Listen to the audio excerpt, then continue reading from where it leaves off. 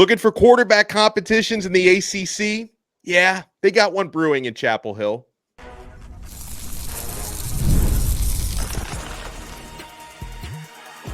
You are Locked On ACC, your daily podcast on the Atlantic Coast Conference. Part of the Locked On Podcast Network, your team every day. Shout out to the everydayers for making Locked On ACC your first listen and your first watch each and every day. We're available free wherever you get your podcasts. We're free on YouTube. We're part of the Locked On Podcast Network, your team every day. Today's episode is brought to you by Fan Duel. Make every moment more. Right now, new customers get $150 in bonus bets with any winning $5 bet. That's $150 with any winning $5 bet. Visit fanduel.com/lockedon to get started. Got a loaded house here today. Of course, I'm Alex Donno from Locked On Canes. Kenton Gibbs from Locked On Wolfpack. As always, Kenton, how you doing, sir? Oh, I'm great as always, man. I'm ready to get into it. You know, it's always great to see you, Donno, but it's even better when we get to pick on Isaac a little bit about why his team decided to not televise their spring game. You know, it's because fans have questions. The fans have questions that you're going to answer, Isaac.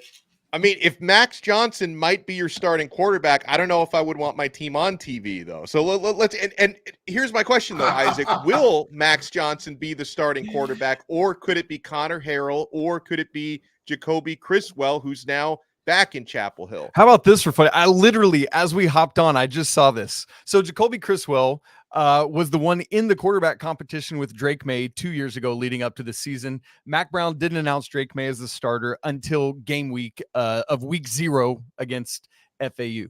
No, FIU.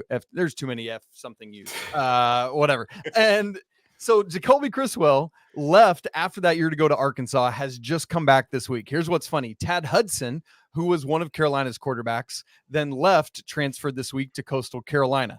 Guess where a Coastal Carolina quarterback just transferred to today? Arkansas. So Arkansas. Wow. Like a whole little I was thinking of the other Coastal Carolina quarterback, but wow. Yes. So Blake Boda heads off to Arkansas. So we've got Arkansas, Carolina, and Coastal Carolina in a little 3-team swap. Here's the deal. Max Johnson, Conner Harrell, that is going to be this quarterback competition, at least initially here. I think that Jacolby Criswell is going to be behind the 8 ball on it just because he comes in after spring. I know he's returning to Chapel Hill, but he's returning to a new offensive coordinator in Chip Lindsey, whom he didn't have when he left to go to Arkansas last year. And so to me, this, at least on paper, and at least as we head out of spring practice, is down to Conner Harrell or Max Johnson. And look, for me, it's a conversation about a guy in Conner Harrell that I think actually has a higher ceiling despite the fact that he has less experience. Started the bowl game last year against West Virginia since Drake May didn't play. Max Johnson obviously brings in 4 years of experience at the SEC level.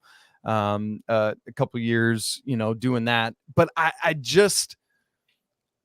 don't know that Max Johnson has it, although you come out of spring practice and it feels pretty even playing field, at least in terms of what they're looking at. There's no announcement yet from Mac Brown, and I wouldn't be surprised, same as we had 2 years ago with Drake May and Jacolby Criswell, if we're riding this thing all the way up until game week.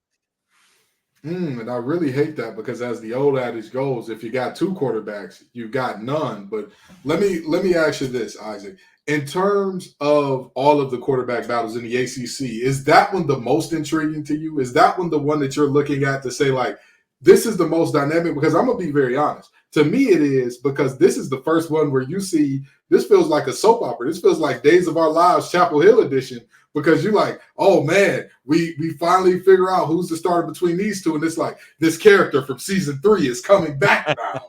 So it feels like this has a ton of intrigue and moving parts to it. What say you? I'm completely with you, Ken. And honestly, part of the reason it's the most intriguing in the ACC, and Donno and I were talking about this a little bit ago, is there really aren't that many quarterback battles in our conference this year, fellas, heading into the fall. At least not right now. Maybe we can manufacture some so we get some more Days of Our Lives action going on, Kenton. But another interesting factor in it is that Max Johnson's brother, Jake Johnson, is a really at least he was a high level recruit, Jake Johnson, tight end, that also comes along with Max. And so there's all this like family dynamic too, that really, it's going to be, if we're going soap opera with this thing, it's like, you were supposed to love me, but you loved my brother instead, it's definitely soap opera, man. And I'm here for it. Let's bring it on. We're joined here by Isaac Schade from Locked On Tar Heels, talking UNC quarterback battles. And, you mentioned Max Johnson, very experienced. I don't feel like his ceiling is very high, but and North Carolina has one of the best running backs in the country. Right. American Hampton he's a stud of all studs. Okay. So, do you think that if North Carolina ends up with a quarterback who maybe has a higher floor, lower ceiling, obviously that may be difficult coming off of Drake May, who is, the phenom that he was. But, do you think North Carolina has the type of offense that can still succeed, even if the quarterback is maybe more of a game manager than a playmaker? Yeah, that's the question for me, Donno, because not only are you coming off of Drake May, which Kenton's like, whatever, dude, we handled him back-to-back years. So, you know what? Fine. No, I'm a huge Drake May guy, actually. I know you are. I know you are. And even before that, you had a couple years of Sam Howell. And so you've had back-to-back quarterbacks that have both, at the time they were playing, are kind of recognized as the best quarterback in Carolina history. And then you go to this, but I think you're onto something there, Donno, that you really are looking more for a game manager kind of situation, because whoever wins this, all you got to do is turn around and give the ball to Amarion Hampton. Make sure you turn the right way, I guess, and hope that your line can do the job. But you also got to remember, you get back. I mentioned Jake Johnson, but North Carolina in the tight end room gets back Bryson Nesbitt and gets back John Copenhaver.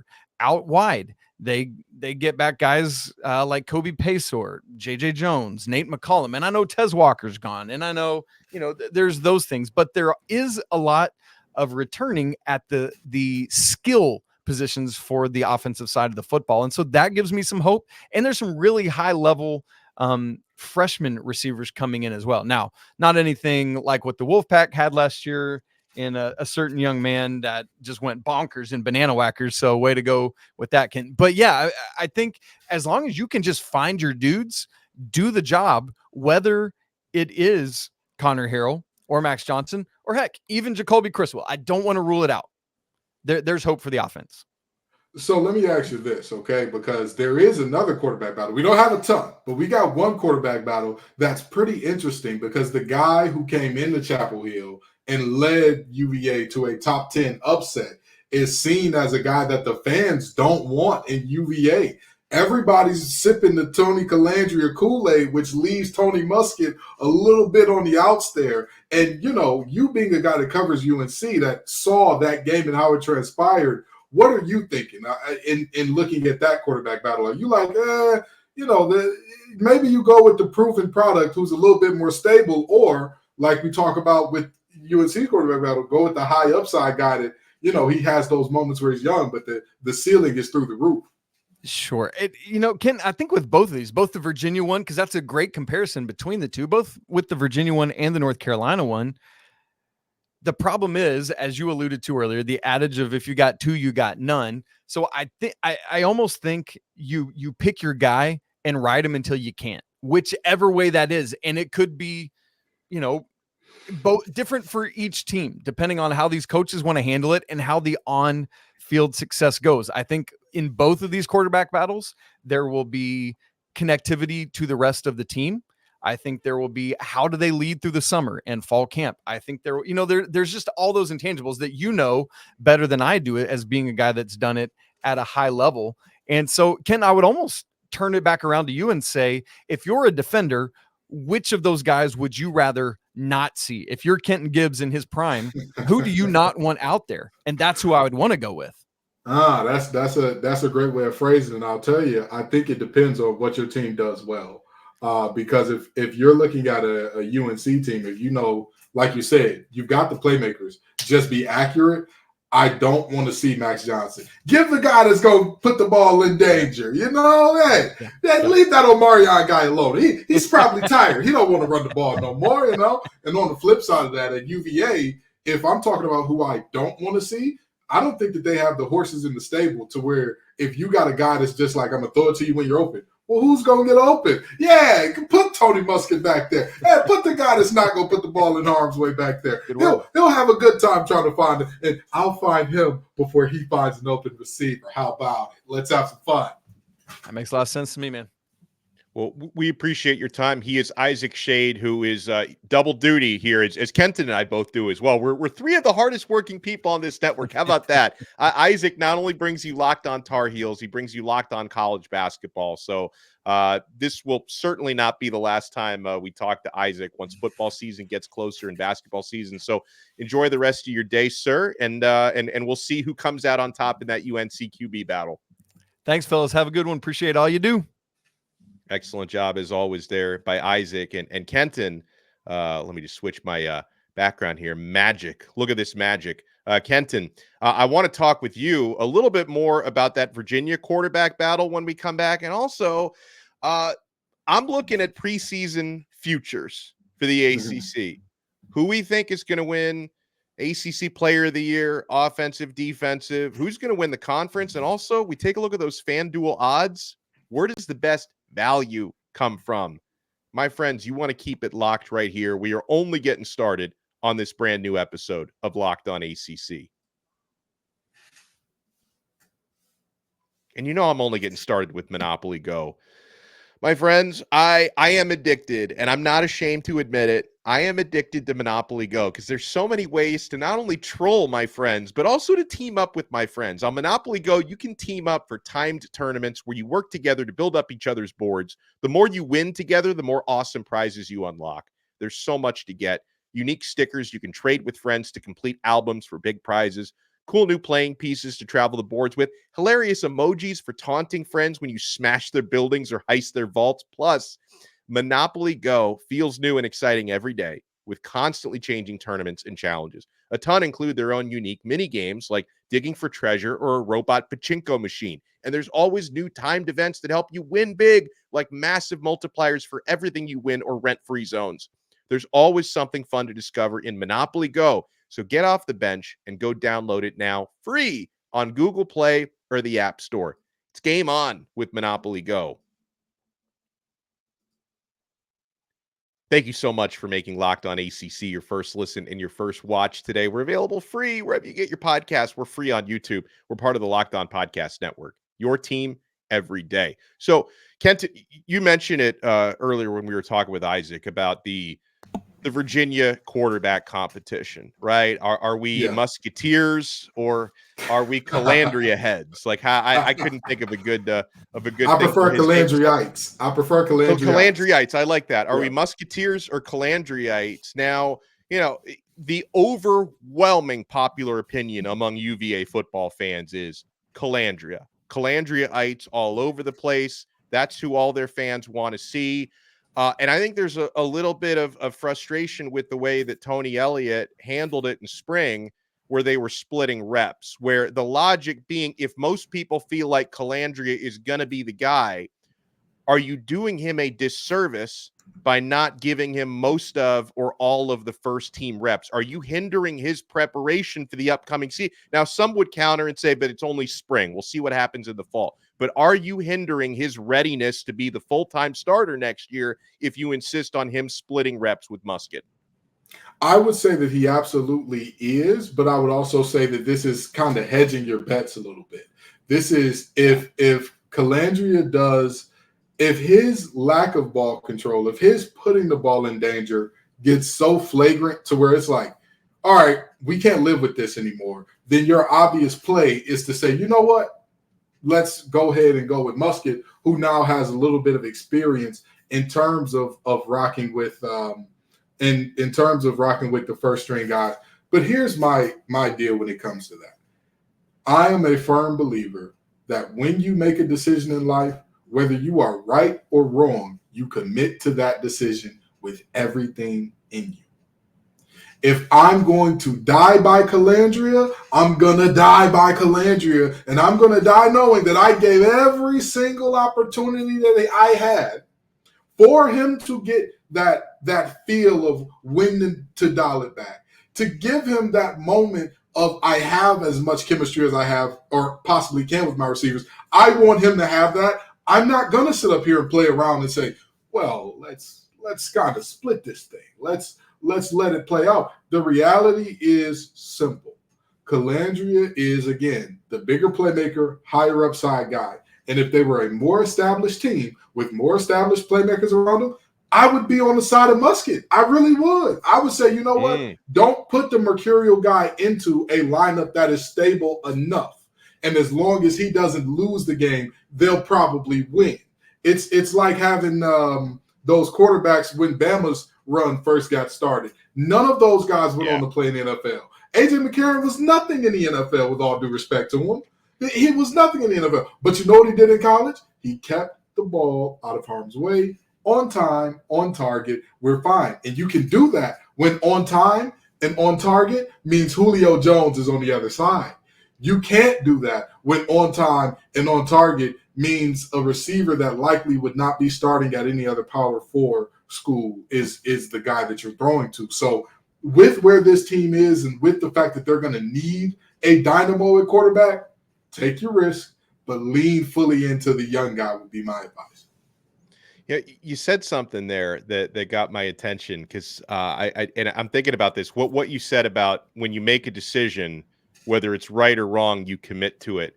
Those words I don't believe apply to real life, but they do apply to football because Kenton, the psychology in football.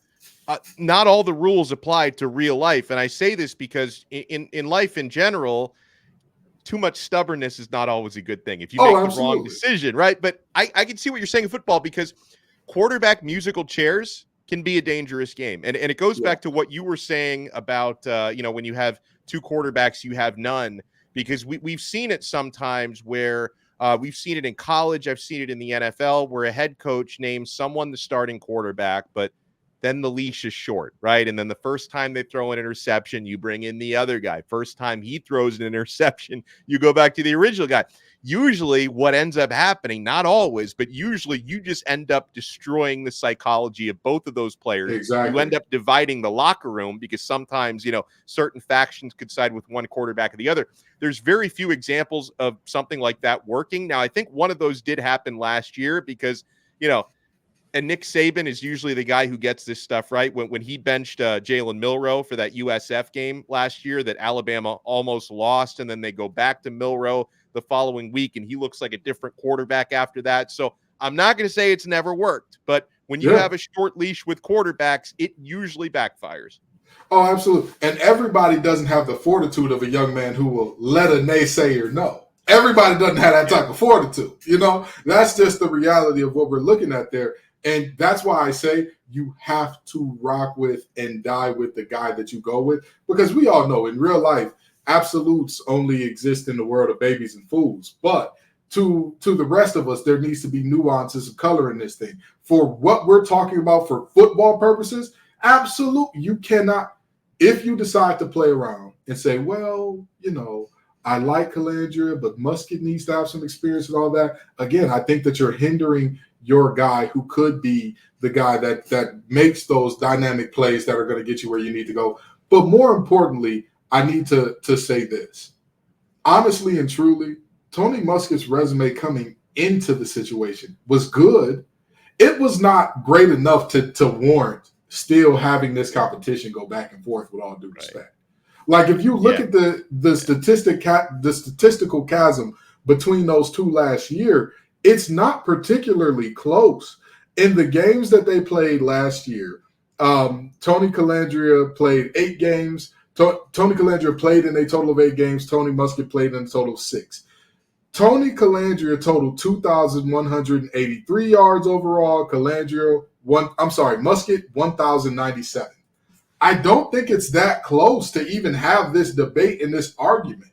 I really don't. I don't see why Elliott's playing around. I mean, I get it. He's the head coach. He sees things that we don't. But the objective truth is, when that ball was put down on the line and it was who's going to go out there and get it done, there's not a hard answer here.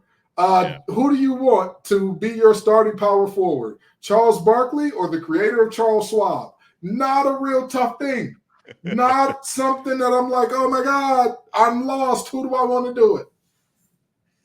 Well, coming up next, I look at the teams that are atop the list on Fan Duel as potential ACC winners. Clemson, Florida State, Miami, NC State, Louisville. Who's got the best value? If we're going to put a futures bet on this tonight on Fan Duel, who is the best value proposition? Who's going to win Offensive and Defensive Player of the Year this year in the ACC? My friends, I'm getting excited for football, and you want to keep it locked right here. We're not done yet on this brand new episode of Locked On ACC. Guys, GameTime, there's a reason why this is the only ticketing app that I use. I can get great deals way out in advance, absolutely, but I can get incredible deals last minute. I'm a procrastinator, so the GameTime app goes hand in hand with me. Believe me. GameTime is now an authorized ticket marketplace of the NBA, which makes getting playoff tickets even faster and easier. Prices on the GameTime app actually go down the closer it gets to tip-off, with killer last-minute deals, all-in prices, views from your seat, and their lowest price guarantee. GameTime takes the guesswork out of buying NBA tickets. I've gotten Miami Heat tickets. I've gotten Florida Panthers playoff tickets at crazy prices there on GameTime. Guys, the all-in pricing is amazing because GameTime, they're not trying to bait and switch you. You know exactly up front what you're going to be paying, including fees. They don't tack on hidden fees at the end and make you, oh, I thought I was getting $8 tickets. I'm getting $30 tickets. There's none of that nonsense at GameTime. I love the views from your seat. You can see panoramic views right there on the app. I'm telling you, this is going to change your ticket buying experience. You've got to download the GameTime app, create an account, and use code Locked On College for $20 off your first purchase. Terms apply. Again, create an account and redeem code Locked On College for $20 off. Download GameTime today. Last minute tickets, lowest price guaranteed.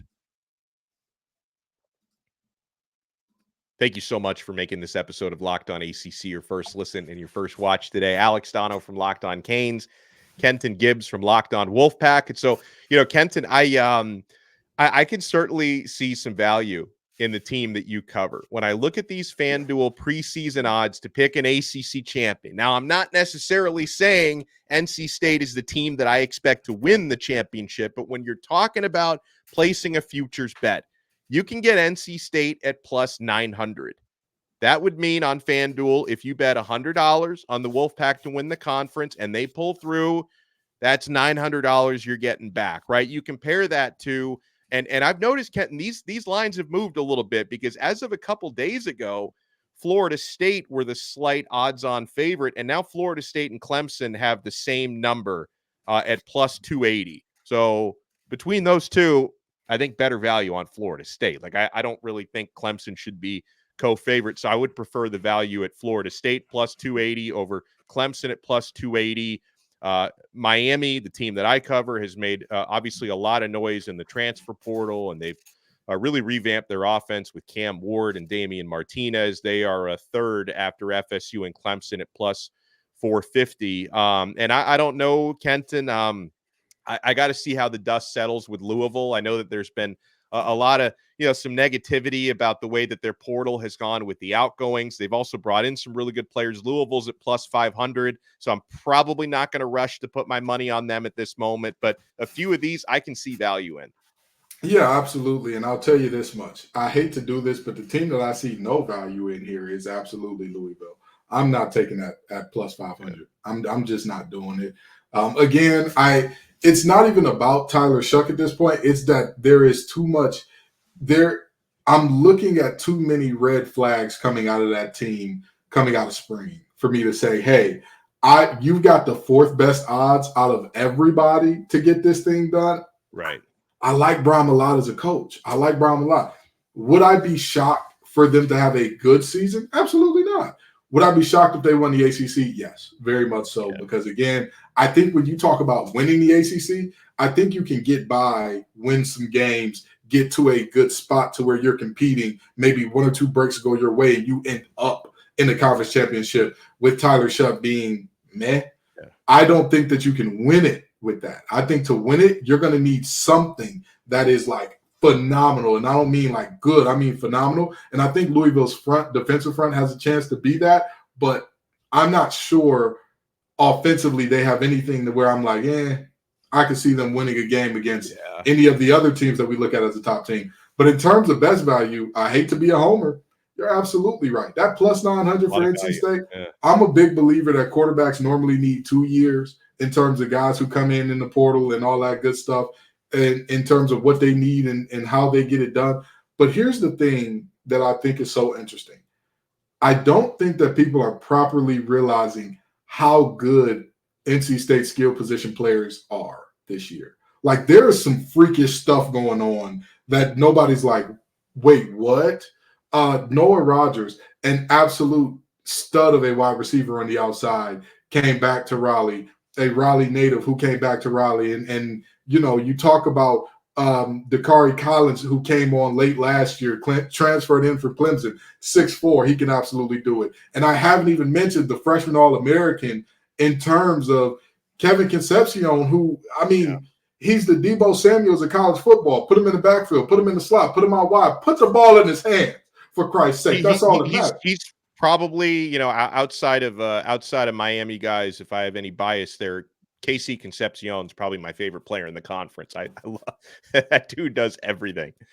And watch this. You add the tackle-breakingest tight end in the country in Justin Jolie. You add an all-conference back who was last year at Duke in Jordan Waters.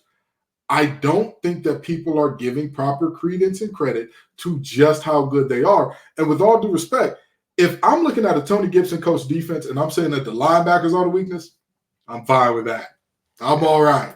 He finds a way to come up with all these linebackers that you come into the season like, wait, who are these guys? When people think about the linebacker core at NC State, and they think Peyton Wilson, who was a super highly touted guy. They think Drake Thomas, who was also fairly sought after coming out of high school. Isaiah Moore had one Division I offer. I'm sorry, one Power 4 offer, not Division I. He had one Power 4 offer. That was NC State. That's it. And he turned Isaiah Moore into one of the leading tacklers in the conference every year for multiple years straight. So I'm a firm believer. If anybody can whip up some magic, can be the fairy godmother or fairy godfather of linebackers, I believe it's Tony Gibson. So I think that this team can absolutely get it done.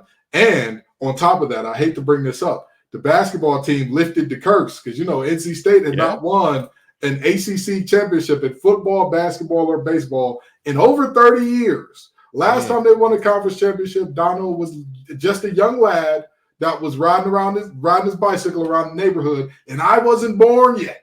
I wasn't even on earth yet. So, you know, that I think that definitely adds into you looking at NC State football and saying, it may be finally time for Dorn to get his spike year, and it seems like a perfect storm for them to get it done in terms of winning the ACC.